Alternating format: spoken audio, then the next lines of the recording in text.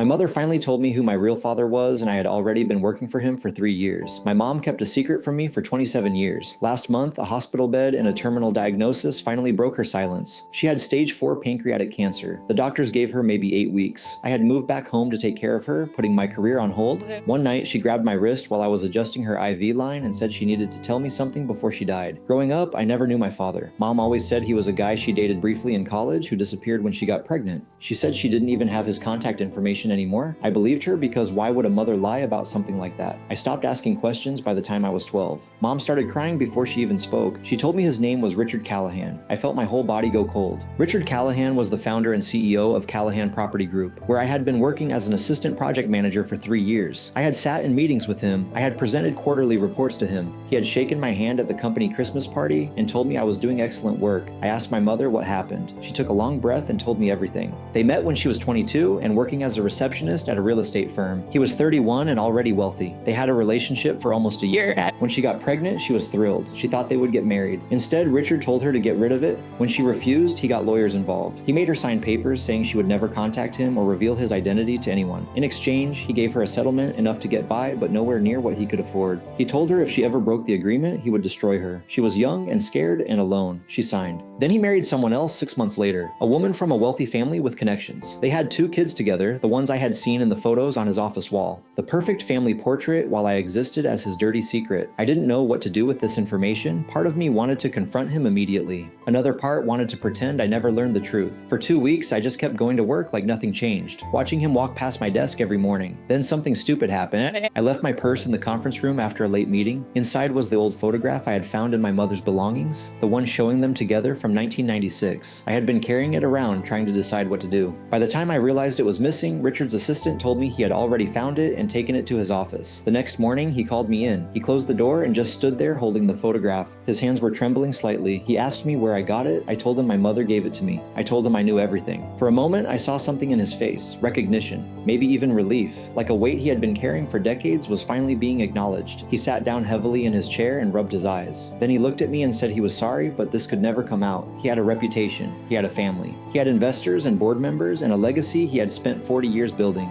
If people found out he had abandoned a pregnant woman and hidden a child, everything would collapse. He offered me money, a lot of money, enough to take care of my mother's medical bills and set myself up comfortably. All I had to do was sign papers just like she did and walk away quietly. I asked him if that was really all I was worth to him. Another problem to be paid off and forgotten. He couldn't look at me when he said it was the only option. I refused the money. I quit that same day. I didn't expose him or make a scene. I just left and never went back. I spent the next 6 weeks taking care of my mother until she passed away peacefully in her sleep. 2 years later, I received a handwritten letter forwarded through my old company. It was from Richard. His wife had passed away from a stroke. His son had moved overseas and barely called. His daughter had married into wealth and only visited when she needed something. He wrote that he sat alone in his big house most nights now, thinking about all the choices he made. He said he finally understood what he threw away. He asked if we could meet just He said he wanted to know his daughter before it was too late. I read that letter 3 times, then I folded it neatly and threw it in the trash.